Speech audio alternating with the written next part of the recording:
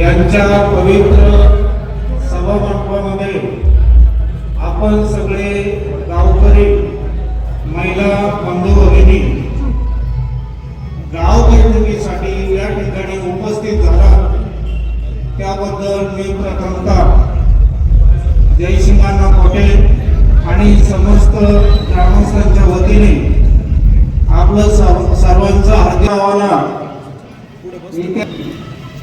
एवढ्या प्रदीर्घ 45 वर्षामध्ये 45-50 वर्षामध्ये एकदा सुरेंद्रताईंच्या रूपाने पंचायत समिती सदस्य हे पद मिळालेलं आहे, त्या उपसभापती सुद्धा झालेले आहे आणि त्यानंतर अनेक संघर्ष करूनही आपला उमेदवार पंचायत समिती जिल्हा परिषदेला जाऊ शकला नाही.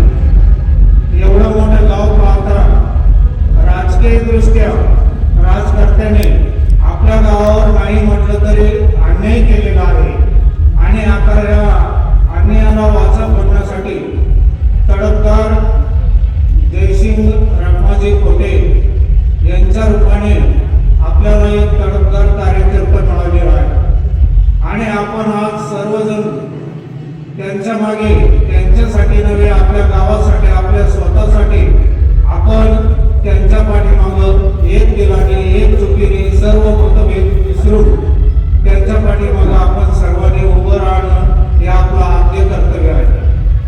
ही संधी जर गेली तर आपल्यासारखे करंटे आपणच ठरणार आहोत. तेव्हा प्रत्येकाने आत्मचिंतन करून आपण आपल्या गावासाठी जयसिंगरावला साथ द्यावी.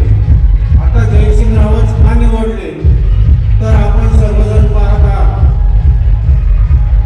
हा कार्यकर्ता कधी रात्र दिवस पाहत नाही. माझ्या जवळचा पारखा कोण आहे तेही पाहत नाही. आजूबाजूच्या पंचक्रोशीमध्ये तो अर्ध्या रात्रीला उठून गडबड करून आपली आर्थिक परिस्थिती जुजबी असताना सुद्धा अनेक वेळा त्यांनी लोकांचं कार्य केलेलं आहे आणि गेल्या 2 वर्षापासून कृपया समोर जो डीजे चाललेला आहे, आपण आपल्या गावासाठी ज्या ठिकाणी उभे आहोत तर प्रभाकर वेटेकर यांना माझी विनंती आहे, कृपया आपण आवाज थोडासा कमी करावा, कारण हे चाललेलं आहे हे सगळं आपल्यासाठीच आहे. तर जयसिंगरावची निवड का केली? सर्वांनी एकमुखी राजकीय पक्षांनी सुद्धा का पाठिंबा दिला? तर गेल्या 2 वर्षामध्ये पिंपरीचा जो चेहरा मोहरा बदललेला आहे त्यामध्ये जयसिंगराव त्यांच्या मित्रमंडळींचा मोलाचा वाटा आहे. मी आज या ठिकाणी मान्यवरांची नावं घ्यायचं मुद्दाम टाळलेलं आहे. परत कोणाला वाटायला नको की माझं नाव घेतलं, कारण निवडणूक म्हटल्यावर सरपंच आणि सर्वसामान्य मतदार हे एकाच पक्षात येतात. तरी सुद्धा आलेल्या सगळ्या मान्यवरांचं मी या व्यासपीठावरून सगळ्यांचं अभिनंदन करतो. सगळेजण या ठिकाणी उपस्थित राहिले त्याबद्दल त्यांचंही अभिनंदन. विशेषतः वेटेकर सरांचं मी अधिक अभिनंदन करतो, कारण वेटेकर सरांनी मोठं दाखवून आपल्या गावची एकजूट दाखवण्यासाठी त्यांनी उदार अंतःकरणाने जयसिंगरावला पाठिंबा दिलेला आहे. त्याबद्दल आपण सर्वांनी त्यांचं टाळ्या वाजवून एकदा अभिनंदन करायचं आणि ही एकजूट आपली जर अशीच भविष्यात राहिली तर तरुण पिढीला जयसिंग मोठे यांच्या रूपाने तरुण पिढीला एक दिशा देणारा कार्यकर्ता या ठिकाणी मिळणार आहे.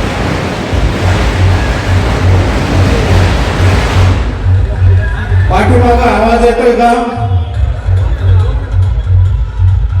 तर आहे त्यांचा आनंद उत्सव आहे, तेही आपल्या आनंदामध्ये सहभागी आहेत, त्यांचंही अभिनंदन. आपण जयसिंगरावच्या बाबतीत अनेक वक्ते या ठिकाणी बोलणार आहेत. मी अधिकचा वेळ घेणार नाही, परंतु आपल्याला आलेली जी संधी आहे ती आपण गवळू नये एवढीच आपल्याला विनंती करतो. आणि आपल्या येणाऱ्या 5 तारखेच्या निवडणुकीमध्ये आपण पाठीमागे काय झालं, ज्या वेळेला 2012 मध्ये जयसिंगराव पंचायत समितीला शिवसेनेच्या तिकिटावर उभे होते, पण आज जर पाहिलं तर आजचा पेपर पाहिला असेल, बातम्या आपण ऐकत आहोत, राजकीय पक्ष किंवा पक्षनिष्ठा हा भाग आता दुर्लक्षित झालेला आहे आणि आज फक्त व्यक्ती म्हणून आणि आपलं गाव म्हणून प्रत्येकाने आपलं आत्मचिंतन करायचं आहे। 12 साली अगदी थोड्या मतावरून समोरचा उमेदवार प्रभावी होता, पैशावाला होता आणि जयसिंगरावला अवघ्या 20-25 मतांनी त्यावेळेला पराभवाला सामोरं जावं लागलं। वेटेकर सरांच्या बाबतीतही तेच झालं, पण आता गाफील राहायचं नाही। आज प्रत्येकाने आपण स्वतः मित्रमंडळी आपल्या आळे पिंपळवंडी गटातील आपला जो पिंपळवंडी आणि पिंपळवंडीच्या 12 वाड्या, दोन्ही उमरज आणि पिंपरी या 3 गावं, बाकीच्या वाड्या, या सगळ्या वाड्या वस्त्यांना आपले जे पाहुणे रावळे नातेवाईक मित्रमंडळी असतील त्यांना पाहिजे तर हात जोडा, पाया पडा, परंतु आपल्या जयसिंगसाठी कुणीही मागे पुढे बघायचं नाही। मग आता याच्या कसं पाया पडू, त्याला कसं विनंती करू, त्याचं माझं पटत नाही, त्याला कसं सांगू, हे सगळे भेदभाव बाजूला ठेवायचे आणि जयसिंगसाठी मागचा पराभवाचा वाचपा आपल्याला काढायचा आहे। उमरजमध्ये सुद्धा आपल्याला जायचं आहे। आता योगायोगाने जयसिंगला प्रतिस्पर्धी प्रभावी असं नाही, पण प्रतिस्पर्धी कधीही कमकुवत समजायचं नाही। तर जयसिंगसाठी आपण अहोरात्र कष्ट करायचे। आपल्या गावातील साधारण 5-5.5 हजार मतदार आहेत। त्या 5.5 मतदारापैकी आपल्या गावात कमीत कमी 90% मतदान तर झालंच पाहिजे, पण त्या 90% मधलं 100% मतदान आपल्या जयसिंगला कसं होईल हा सगळ्यांनी प्रयत्न करायचा। तर जयसिंगसाठी आपण आता एवढं मोठं गाव 5-5.5 हजार मतदाराचं आहे, हेही आपल्याला एकदा शासन दाखवून द्यायचे आणि पिंपरी हे गाव ज्याप्रमाणे आज तालुक्यामध्ये अनेक विकास कामाच्या बाबतीत पुढे आहे, तसंच आपल्याला पद कशासाठी पाहिजे की पद असल्यावर आपल्याला अनेक योजना राबवतात, आपल्या पदाला वेटेज मिळतं आणि गावाच्या विकासाला हातभार लागतो। धन्यवाद मंडळी, पुन्हा एकदा मी आपलं सर्वांचं आणि सरांचं, वेटेकर सरांचं अभिनंदन करतो आणि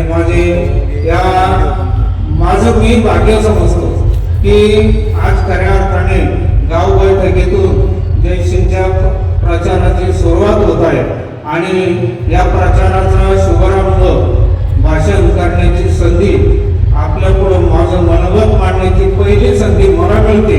5 तारखेला निवडणूक झाल्यावर निकालाच्या दिवशी आपण याच ठिकाणी गुलाल उधळण्यासाठी सर्वांनी हजर राहायचंय।